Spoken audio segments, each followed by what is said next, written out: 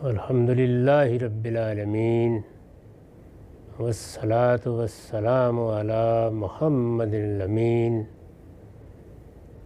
اعوذ باللہ من الشیطان الرجیم بسم اللہ الرحمن الرحیم۔ خواتین و حضرات، ہم سورہ نحل کا مطالعہ شروع کر رہے ہیں۔ نحل اور بنی اسرائیل دونوں توام صورتیں ہیں۔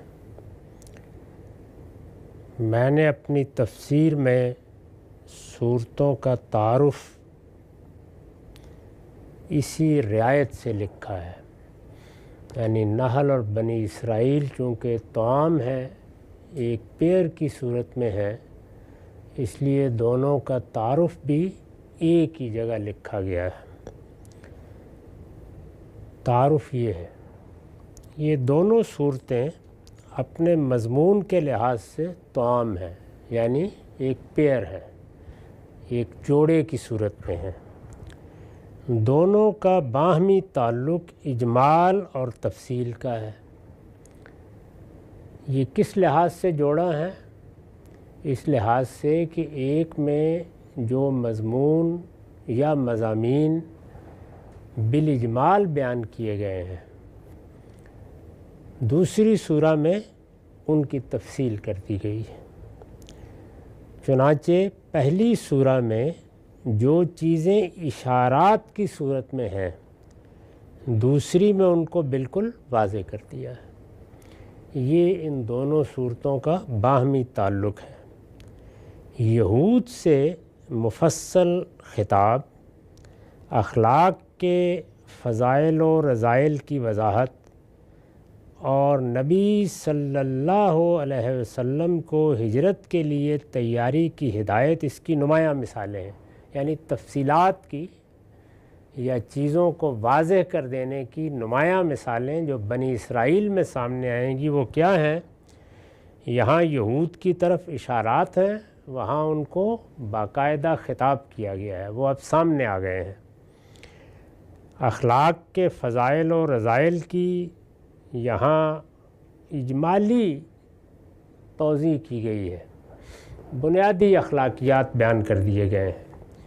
وہاں ایک پوری فہرست سامنے آ جائے گی کہ ان بنیادی اخلاقیات کو اگر ملحوظ رکھیں تو ہماری زندگی میں ان کا ظہور کن فضائل اور کن رذائل میں ہوتا ہے۔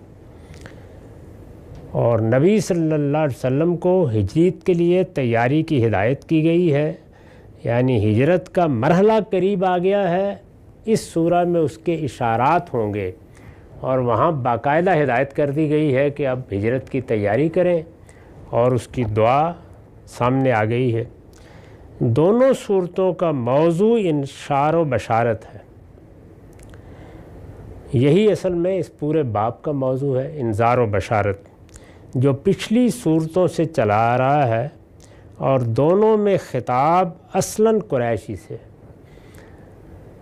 بنی اسرائیل میں یعنی دوسری سورہ میں یہود سے اگرچہ مفصل خطاب ہوا ہے، لیکن اصل مخاطب کی حیثیت قریشی کو حاصل ہے۔ البتہ یہود سے بھی مفصل خطاب کیا گیا ہے۔ اس کی وجہ یہ ہے کہ قریش کی حمایت اور نبی صلی اللہ علیہ وسلم کی مخالفت کے لیے اب وہ بھی پوری طرح میدان میں آ چکے ہیں۔ تو اس لیے اگرچہ سورہ اصل مخاطب کی حیثیت قریش کو حاصل ہے، لیکن ان سے بھی مفصل خطاب سامنے آ گیا ہے۔ ان کے مضمون سے واضح ہے، یعنی دونوں صورتوں کے، نحل بھی اور بنی اسرائیل بھی، ان کے مضمون سے واضح ہے کہ ام القریٰ مکہ میں یہ رسول اللہ صلی اللہ علیہ وسلم کی دعوت کے مرحلہ اتمام حجت میں اس وقت نازل ہوئی ہیں جب ہجرت کا مرحلہ قریب آ گیا۔ یعنی اتمام حجت کا مرحلہ آخری مرحلہ ہوتا ہے۔ اتمام حجت کا مطلب یہ ہے کہ وہ بات کی جا رہی ہے جس کے بعد اب بات ختم ہو جانی ہے، اور یہ بات کب ہوتی ہے؟ یہ اسی وقت ہوتی ہے جب پیغمبر کو پھر اپنی بستی کو چھوڑ دینا ہوتا ہے۔ اس سے قطع نظر کہ وہ وفات کی صورت میں اس بستی کو چھوڑتا ہے یا کسی دوسرے علاقے میں جاتا ہے، رسول اللہ صلی اللہ علیہ وسلم کے لیے بھی صاف معلوم ہوتا ہے کہ ہجرت کا مرحلہ قریب آ گیا ہے۔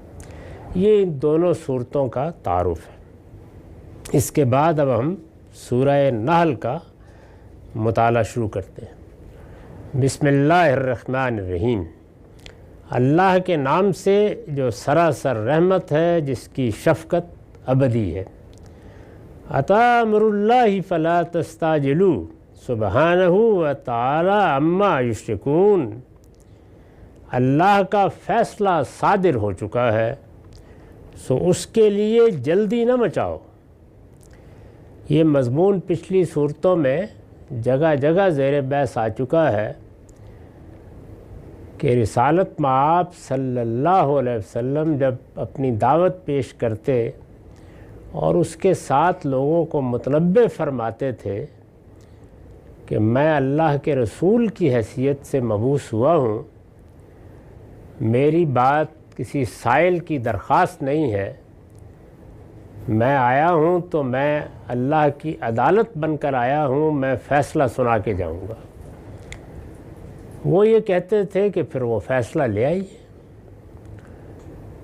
جس عذاب کی وعید سنا رہے ہو وہ عذاب پھر نازل کر دیجئے۔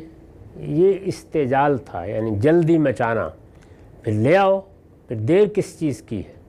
جن چیزوں کا بار بار ذکر کرتے ہو، پچھلے 10 سال سے تو کچھ نہیں ہوا، 15 سال سے تو کچھ نہیں ہوا، پھر وہ لے آؤ۔ یہ جہاز کہیں لنگر انداز ہو گیا ہے تو اب ہم بھی اس کو دیکھ لیں۔ تو اس کے جواب میں یہ سورہ بغیر کسی تمہید کے شروع ہو جاتی ہے، یعنی پیچھے جو مضامین چل رہے تھے تو اس میں یہاں سے شروع ہو جاتی ہے کہ عطا امر اللہ، اللہ کا امر آ گیا ہے۔ اصل الفاظ یہ ہے، اس میں آ گیا ہے کا فعل فیصلہ فعل کے معنی میں استعمال ہوا ہے۔ یہ قرآن مجید کا عام اسلوب ہے اور اعلیٰ ادب میں بھی یہ اسلوب ہم اپنی زبانوں میں بھی اختیار کرتے ہیں۔ جب ایک چیز کی قطعیت کو بیان کرنا مقصود ہو تو وہ اگرچہ مستقبل میں ہوتی ہے، لیکن انداز یہی ہوتا ہے کہ یہ تو ہو گیا، یہ معاملہ تو اب طے ہے، تو طے ہے کو بیان کرنے کے لیے ہو گیا کی تعبیر بھی اختیار کر لی جاتی ہے۔ قرآن میں یہ قیامت کے بارے میں بھی اختیار کی گئی ہے، یہ اس عذاب کے بارے میں بھی اختیار کی گئی ہے جو پیغمبروں کی منادی کے نتیجے میں آتا ہے، اور اسی اسلوب کو جنت اور دوزخ کے معاملے میں بھی اختیار کیا گیا ہے کہ وہ گویا بن چکے ہیں، اگرچہ واقعے کے لحاظ سے نہیں بنے لیکن اللہ کے فیصلے کے لحاظ سے بن چکے ہیں۔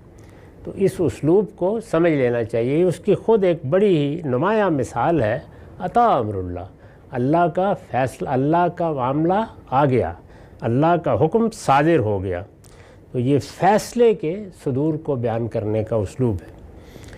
یہ میں نے لکھا ہے کہ یہ اس فیصلے کا اعلان ہے جو رسولوں کی طرف سے اتمام حجت کے بعد لازماً صادر ہو جاتا ہے۔ لازماً صادر ہو جاتا ہے اس لیے گویا ہو گیا، تو اس لیے زبان کا یہ اسلوب اختیار کرنا بالکل موزوں ہے۔ قرآن کے مخاطبین اسی کے لیے جلدی مچائے ہوئے تھے۔ آگے جو یہ کہا ہے کہ فلا تستعجلوا ہو، آپ یہ دیکھیے کہ پیچھے کہا کہ آ گیا اور آگے فرمایا سو اس کے لیے جلدی نہ مچاؤ۔ تو دونوں جملوں نے یہ بتا دیا کہ وہ واقع میں ابھی نہیں ہوا، لیکن اللہ کا فیصلہ ایسا قطعی ہے کہ گویا آ گیا، گویا ہو گیا۔ قرآن کے مخاطبین اسی کے لیے جلدی مچائے ہوئے تھے، یہ انہی کو خطاب فرمایا ہے۔ عطا امر اللہ فلا تستعجلوہ سبحانہ وتعالی عما یشرکون، اللہ کا فیصلہ صادر ہو چکا ہے سو اس کے لیے جلدی نہ مچاؤ، وہ پاک اور برتر ہے ان چیزوں سے جنہیں یہ شریک ٹھہراتے ہیں۔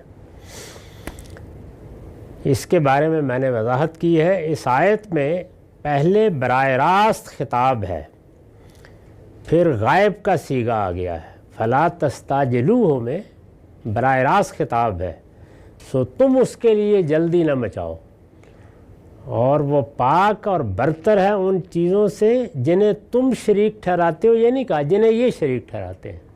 تو یہ التفات ہو گیا، یعنی اسلوب تبدیل ہوا۔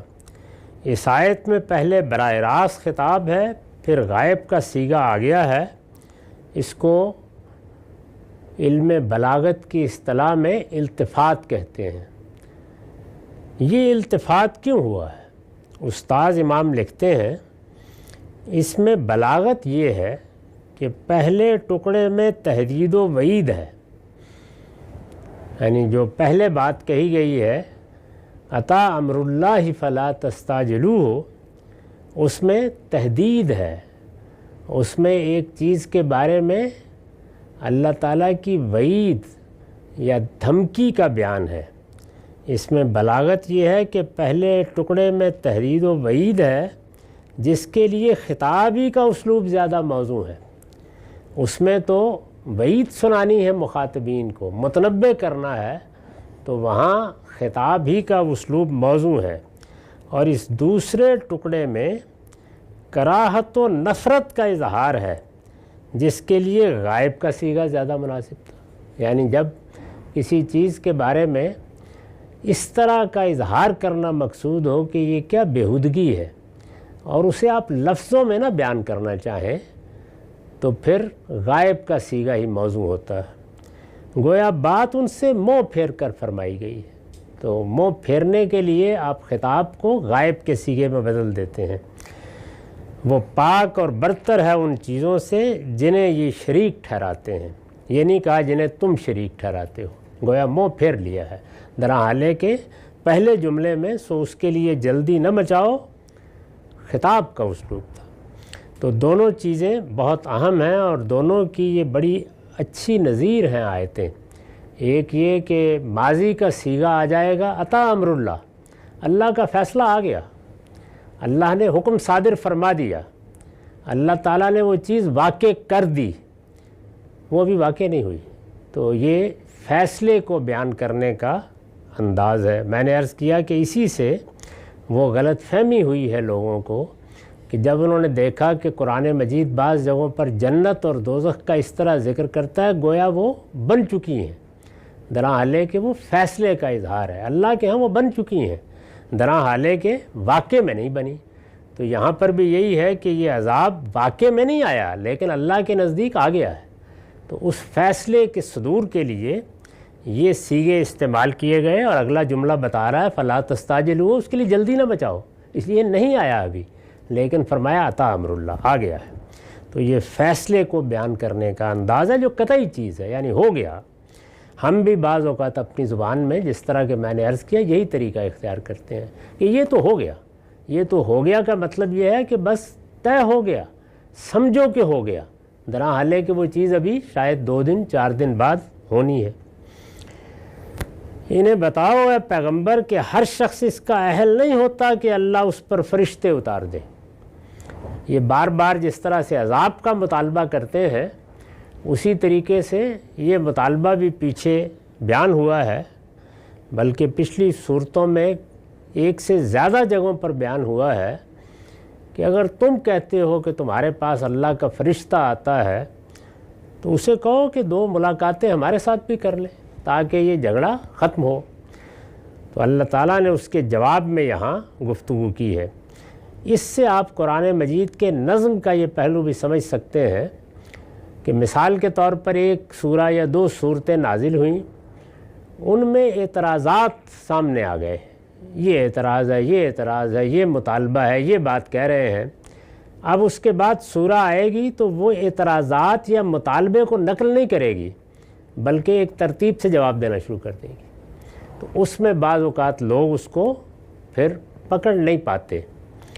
اللہ کا فیصلہ صادر ہو چکا ہے، سو اس کے لیے جلدی نہ مچاؤ، وہ پاک اور برتر ہے ان چیزوں سے جنہیں یہ شریک ٹھہراتے ہیں۔ یہ ظاہر ہے کہ اس مطالبے کا جواب ہے کہ پھر تم عذاب کو لے کیوں نہیں آتے۔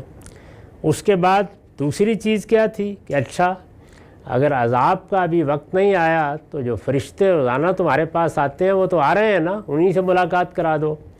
تو اب فرمایا کہ انہیں بتاؤ اے پیغمبر کہ ہر شخص اس کا اہل نہیں ہوتا کہ اللہ اس پر فرشتے اتار دے۔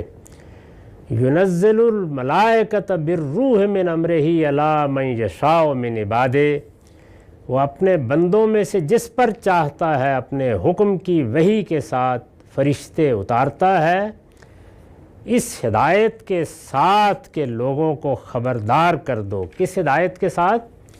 ان انذروا انہ لا الہ الا انا فاتقون، خبردار کر دو کہ میرے سوا کوئی معبود نہیں ہے لہٰذا مجھے سے ڈرو۔ تو یہ فرمایا۔ اب اس میں دیکھیے یہ جو ربط کا جملہ تھا کہ انہیں بتاؤ اے پیغمبر کہ ہر شخص اس کا اہل نہیں ہوتا کہ اللہ اس پر فرشتے اتار دے، وہ حذف کر دیا اور اگلی بات بیان کر دی ہے۔ تو یہ قرآن مجید میں اس اسلوب کے بعض پہلو ہیں جس میں یہ کتاب نازل کی گئی ہے، اس کو سمجھنا ہو تو اعلیٰ ادب کی چیزیں پڑھنی چاہیے۔ وہ اپنے بندوں میں سے جس پر چاہتا ہے اپنی حکم کی وحی کے ساتھ فرشتے اتارتا ہے۔ حکم کی وحی کے ساتھ، اصل الفاظ ہیں بالروح من امرہ، اس کی وضاحت میں نے حاشیہ لکھا ہے، اصل میں بالروح من امرہ کے الفاظ آئے ہیں، یعنی اپنی حکم کی روح کے ساتھ۔ روح سے مراد یہاں وحی الہی ہے۔ قرآن مجید میں روح کا لفظ ہمارے ہاں جس طرح اردو میں روح کا لفظ استعمال ہوتا ہے اس مفہوم میں نہیں آتا۔ روح پھونک کے معنی میں ہے، عربی زبان میں لطیف پھونک کو روح کہتے ہیں، تو بعض موقعوں پر تو یہ بالکل اسی مفہوم کے لیے آیا ہے، اور بعض موقعوں پر اس پھونک سے جو چیز وجود میں آتی ہے اس کے لیے آ گیا ہے۔ فرشتے اسی لحاظ سے روح ہیں، یعنی ان کا قالب مادی دنیا کے عناصر سے تیار نہیں ہوا، تو اس لیے وہ الروح ہے۔ ہم انسانوں کا قالب مٹی سے تیار ہوا ہے، اس مادی دنیا کے عناصر یا اجزاء ہیں جن سے ہمارا قالب بنتا ہے، لیکن ہماری شخصیت پھر پھونکی جاتی ہے، تو اس لیے اس کو نفخت فیہ من روحی، پھر میں نے انسان کے قالب کو جب ہر لحاظ سے درست کر لیا تو اس میں اپنی پھونک دی، تو وہاں پر بھی روح کا لفظ استعمال کیا ہے۔ فرشتوں کے لیے، بلکہ فرشتوں میں جو سب سے جلیل القدر فرشتے ہیں جبریل علیہ السلام، ان کے لیے باقاعدہ روح کا لفظ سورہ قدر میں استعمال کیا ہے، اسی رعایت سے ان کو روح الامین کہا جاتا ہے، یعنی ایسی روح جو امانت دار ہے، اور یہی لفظ وحی کے لیے استعمال ہوتا ہے۔ یسألونک عن الروح میں وہ تم سے روح کے بارے میں پوچھتے ہیں، پیچھے سیاق میں دیکھیے تو سوال اس روح کے بارے میں نہیں ہے جو ہم عام طور پر اپنی زبان میں استعمال کرتے ہیں، بلکہ سوال وحی کے بارے میں ہے، یہ آپ سے وحی کے بارے میں پوچھتے ہیں۔ تو اس کا جواب وہاں کیا دیا ہے؟ قل الروح من امر ربی، یعنی یہ کہ کس طریقے سے اللہ تعالیٰ ایک پھونک کی شکل میں اپنا کلام صادر کرتے ہیں اور وہ لفظ کا جامہ پہن کر پیغمبر تک پہنچ جاتا ہے۔ تو یہ بھی بالکل وہی طریقہ ہے جو کسی شخص کو وجود میں لانے کے لیے، کسی مخلوق کو وجود میں لانے کے لیے اختیار کیا جاتا ہے۔ روح سے مراد یہاں وہی وحی الہی ہے۔ چنانچہ دیکھیے کیسے بیان کیا ہے، ينزل الملائکۃ بالروح، یعنی وہ اپنے بندوں میں سے جس پر چاہتا ہے فرشتے اتارتا ہے۔ ينزل الملائکہ کس کے ساتھ؟ روح کے ساتھ، اور وہ روح کیا ہے؟ من امرہ، یعنی اپنے امر کی یا اپنے حکم کی روح کے ساتھ فرشتے اتارتا ہے۔ واضح ہو گیا کہ روح وحی کے معنی میں ہے، وحی لے کے فرشتے آتے ہیں اپنے حکم کی روح کے ساتھ۔ روح سے مراد یہاں وحی الہی ہے۔ قرآن میں یہ لفظ اس معنی میں بھی استعمال ہوا ہے، یعنی اس پھونک کے لیے بھی استعمال ہوا ہے جو شخصیات کی صورت اختیار کر لیتی ہے، جو مخلوقات کے پیدائش کا ذریعہ بن جاتی ہے۔ چنانچہ سیدنا مسیح بن باپ کے پیدا ہوئے تو وہاں پر بھی یہی کہا ہے کہ کہ پھر ہم نے مریم میں اپنی روح پھونک دی، اور یہ وحی کے لیے بھی۔ اس کی وجہ یہ ہے، یعنی کیوں یہ طریقہ اختیار کیا گیا، اس کی وجہ یہ ہے کہ جو پھونک یا کلمہ، یعنی دو صورتیں ہیں، ایک یہ کہ قول صادر ہوتا ہے اللہ پروردگار عالم کی طرف سے، اور قول مجسم ہو جاتا ہے، یعنی جیسے میں نے لفظ گلاس بولا یا میں نے لفظ کرسی بولا، تو لفظ بولتے ہی تصور تو منتقل ہو جاتا ہے مخاطب تک، چیز نہیں وجود میں آ جاتی۔ تو اللہ تعالیٰ یہ کہتے ہیں کہ میرے ہاں سے جب لفظ صادر ہوتا ہے چیز وجود میں آ جاتی۔ تو یہ گویا وہ بات ہے جس کو بیان کیا ہے کہ جب میں کسی چیز کا ارادہ کر لیتا ہوں کہ اس کو وجود میں آنا چاہیے، تو میرے ہاں سے ایک قول صادر ہوتا ہے، کن ہو جا، پھر وہ ہو جاتی ہے۔ یعنی یہ بھی ہے کہ فوراً ہو جاتی ہے، اور یہ بھی کہ ایک پروسیس شروع ہوتا ہے اور اس کے نتیجے میں وہ ہو جاتی ہے۔ تو اللہ تعالیٰ کے ہاں ایک طریقہ یہ ہے۔ دوسرا یہ ہے کہ ایک پھونک صادر ہوتی ہے اور پھر وہ لفظ کی صورت اختیار کر لیتی ہے، یا اشخاص کی صورت اختیار کر لیتی ہے، مخلوقات کی صورت اختیار کر لیتی ہے۔ لیکن جہاں پھونک صادر ہوتی ہے وہاں جو چیز وجود میں آتی ہے وہ ہمارے مادی وجود کی رسائی سے ماورا ہو جاتی ہے، یعنی اسے ہم دیکھ نہیں سکتے، وہ انویزیبل ہوتی ہے۔ اس میں بھی یہ صلاحیت ہے کہ وہ بعض موقعوں پر اپنے ظہور کے لیے قالب اختیار کر لیتی ہے۔ جیسے فرشتوں کے بارے میں ہم اس سے پیچھے دیکھ چکے ہیں کہ وہ کبھی کبھی انسانی روپ اختیار کر لیتے ہیں۔ تو یہ کیا ہے؟ تمثل، یعنی وہاں یہ نہیں ہوتا کہ باقاعدہ جسم ان کو مل جاتا ہے، وہ ہمارے لیے ایک جسم کی صورت میں ظاہر ہو جاتے ہیں، تو گویا ایک لحاظ سے ممثل ہو جاتے ہیں۔ اسی کو بیان کیا ہے کہ جب فرشتوں نے آ کے مریم سے بات کی کہ ہم یہ خوشخبری لے کر آئے ہیں کہ بیٹا ہوگا، تو تمثل لہا بشرا سویا الفاظ آئے ہیں، یعنی وہ فرشتہ ایک جیتا جاگتا مرد بن کے سامنے آ گیا۔ تو وہاں قرآن مجید نے الفاظ یہی اختیار کیے ہیں۔ تو یہ تمثل ہے، یعنی کسی کا کوئی قالب بظاہر اختیار کر لینا، نظر ایسے آنا کہ جیسے یہ اب ایک انسان ہے، جیسے وہ فرشتے جو حضرت لوط کے پاس آئے تو خوب رو لڑکوں کی صورت میں تھے، درحالے کہ ان کا کوئی مادی قالب اس طرح تیار نہیں ہوا جیسے کہ انسانوں کا ہوتا ہے۔ اس کی وجہ یہ ہے کہ جو پھونک یا کلمہ خدا سے صادر ہو کر فرشتہ بن جاتا ہے، یا انسان کا قالب اختیار کرتا ہے، یا لفظ کا جامہ پہنتا ہے، وہ اپنی حقیقت کے اعتبار سے ایک ہی چیز ہے۔ یعنی پھونک کی صورت میں صادر ہو تو لطیف ہوتا ہے، اس میں مادی قالب نہیں وجود میں آتا، اور کلمے کی صورت میں صادر ہو تو مادی قالب وجود میں آ جاتا ہے۔ تو یہ اللہ تعالیٰ نے اتنی بات بتائی ہے کہ ایسے خلق کا عمل ہوتا ہے۔ اب اس کو ہماری گرفت میں لانا یہ ہمارے حدود سے ماورا چیز ہے، اس لیے کہ ہم تو انہی چیزوں کو اپنے ادراک کی گرفت میں لا سکتے ہیں جن کی مثالیں ہمارے پاس موجود ہوتی ہیں۔ ہم کسی ایسی چیز سے واقف نہیں ہیں کہ جہاں لفظ بولا جائے اور شے بن جائے، اور جہاں پر پھونک صادر ہو اور کلمہ بن جائے، ہم اس سے واقف نہیں ہیں۔ اللہ تعالیٰ نے بتایا ہے کہ بس ان الفاظ سے جو تصویر بنتی ہے اس سے سمجھ لو کہ یہ ہوتا ہے۔ تو یہاں اسی کا ذکر کیا ہے، وہ اپنے بندوں میں سے جس پر چاہتا ہے اپنے حکم کی وحی کے ساتھ فرشتے اتارتا ہے۔ حکم کی وحی یعنی امر صادر ہوتا ہے، وہ ایک روح کی صورت میں تبدیل ہو جاتا ہے، اور پھر وہ روح جب پیغمبر تک پہنچتی ہے تو کلام بن جاتی ہے، یعنی وہاں وہ الفاظ سن رہا ہوتا ہے۔ بالروح من امرہ الی من یشاء من عبادہ، اس کے لیے اللہ تعالیٰ نے لوگوں سے پوچھ کر کوئی طریقہ نہیں مقرر کیا، وہ انتخاب کرتا ہے۔ اس کو دوسری جگہ بھی بیان کیا ہے، جب قریش نے اس طرح کی بیہودہ باتیں کہنی شروع کیں کہ ان کو پیغمبر بنا دیا ہے، اگر پیغمبر بننا تھا تو لولا نزل ھذا القرآن علی رجل من القریتین عظیم، ہماری یہ دو بستیاں ہیں، یہ طائف اور مکہ، دونوں میں بڑے بڑے سردار دانشور رہتے ہیں، ان میں سے کسی کو بنایا ہوتا۔ تو قرآن مجید نے اس کا جواب دیا کہ اللہ عالم حیث یجعل رسالتہ، یہ اللہ نے فیصلہ کرنا ہے تم نے فیصلہ نہیں کرنا کہ فلان لا خیرے کے سر پر یہ تاج رکھ دیا جائے، یہ تو ہم ہی فیصلہ کرتے ہیں کہ کون اس کا اہل ہے۔ تو یہاں پر بھی یہ کہا کہ اپنے بندوں میں سے جس پر چاہتا ہے، یعنی انتخاب وہ کرتا ہے۔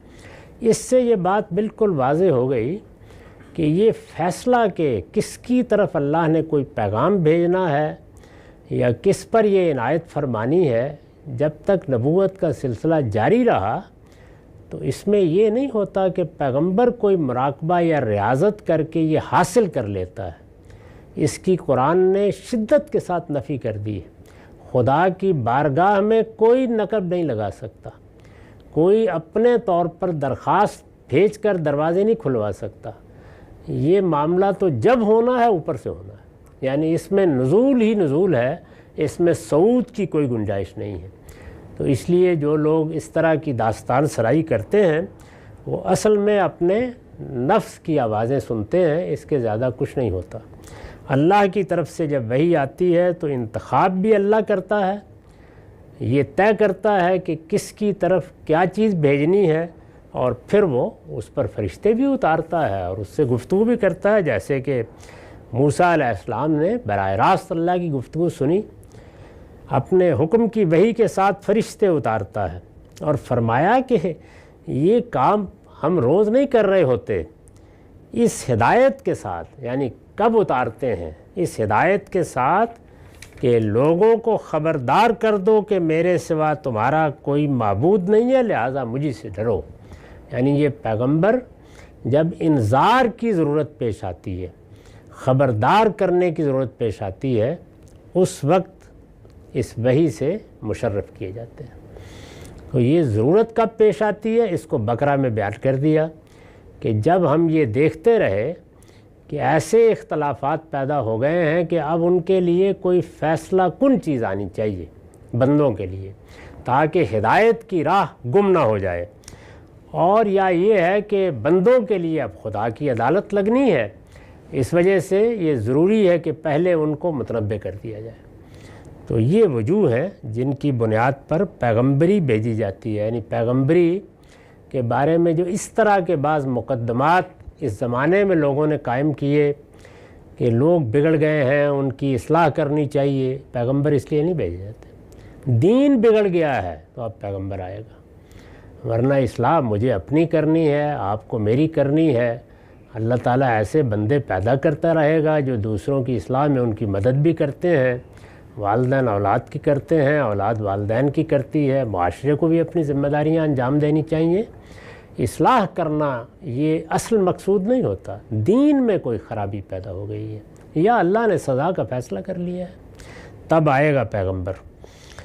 تو خبردار کر دو کہ میرے سوا کوئی تمہارا معبود نہیں ہے، لہٰذا مجھی سے ڈرو۔ انسان کو یہ کیوں کہا جاتا ہے فتقون، خبردار رہو؟ اس لیے کہ شرک پیدا ہی خوف سے ہوتا ہے، یعنی اس کی بنیاد ہی یہ ہے، انسان کسی تکلیف، کسی مصیبت کے خوف میں بالعموم یا اپنے اوپر پیدا ہونے والے کسی فطری عمل جیسے زلزلہ، طوفان، تو ایک خوف کی کیفیت محسوس کرتا ہے اور پھر دیوی دیوتا بنانا شروع کر دیتا ہے۔ تو ارشاد فرمایا کہ اگر کوئی ڈرنا ہے تو مجھ سے ڈرو، میں خالق ہوں تمہارا، اس لیے ان چیزوں سے ڈرنے کی ضرورت نہیں، یہ سب میری مخلوقات ہیں۔ یہ بنیادی بات کہنے کے بعد کہ میں پیغمبر کیوں بھیجتا ہوں، فرشتے کب آتے ہیں، کن کی طرف آتے ہیں، وہ کیا پیغام لے کے آتے ہیں، یہ بتا دیا کہ تمہارے دونوں مطالبات بالکل لغو ہیں۔ یعنی یہ بات کہ جس عذاب کی وعید سنائی جا رہی ہے وہ آ جائے پھر مانیں گے، بھائی وہ آ جائے گا تو پھر ماننے نہ ماننے کی گنجائش کہاں رہے گی؟ تو پہلے یہ بتا دیا کہ اس کا فیصلہ تو صادر ہو چکا ہے، اس لیے کہ پیغمبر کھڑا ہے تمہارے درمیان، اور پیغمبر کے آنے کے بعد تو گویا وہ عذاب آ گیا، اس لیے اس کی جلدی نہ بچاؤ، اس کی فکر کرو جو تمہیں کرنی چاہیے۔ اور یہ بات کہ فرشتے فلاں پر اتار دیے جائیں، فلاں پر اتار دیے جائیں، ہمارے ہاں بھی تھوڑی دیر کے لیے بیٹھ کر چلے جائیں، یہ کوئی بچوں کا کھیل نہیں ہے، بلکہ اللہ تعالیٰ فرشتوں کو اس وقت اتارتا ہے جب وہ اتنا بڑا فیصلہ کرتا ہے کہ اب انسانوں کو ان کے اندر سے منتخب کر کے انہی کی طرح کے ایک انسان کے ذریعے سے اپنی ہدایت پہنچانی ہے، خبردار کرنا ہے، متنبع کرنا ہے، یا ان پر کسی سزا اور جزا کا فیصلہ کرنا ہے۔ تو جب یہ ہو جاتا ہے تو پھر اللہ تعالیٰ فرشتے بھی اتارتے ہیں۔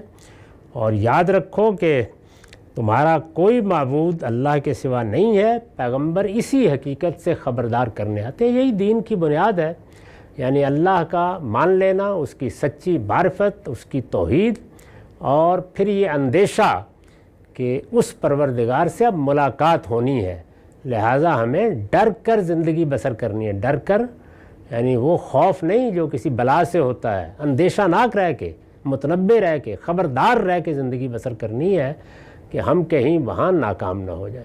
یہاں سے تمہید اٹھائی ہے، اس کے بعد سورہ آگے پھر اپنے خاص اسلوب میں استدلال کرے گی۔ اقول قولی ھذا واستغفر اللہ لی ولکم ولسائر المسلمین۔